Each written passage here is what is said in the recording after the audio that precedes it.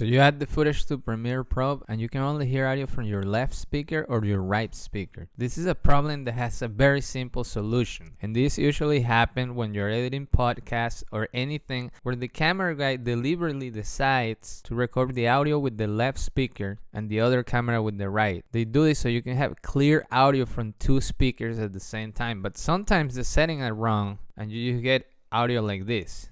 Today we're gonna be fixing the problem where the audio, as you can see here, when I'm speaking, the green bar right here only shows on the left side. The right side is completely empty. That's a clue that you're having this problem.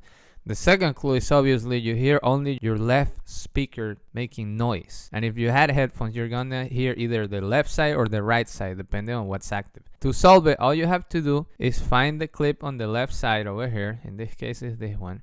Right click, find modify, and go to audio channels. Depending on the clip that you have, this clip I actually modified so that it was only able to hear one side. As you can see here, you have to make sure you're in stereo. In stereo means that you will have two sides, and make sure that the right side is clicked and it's not just the left. This is left speaker, this is right speaker. When you click that and hit OK, fixing the problem is solved. The audio comes up. It's that simple, guys. Now you have audio in this side.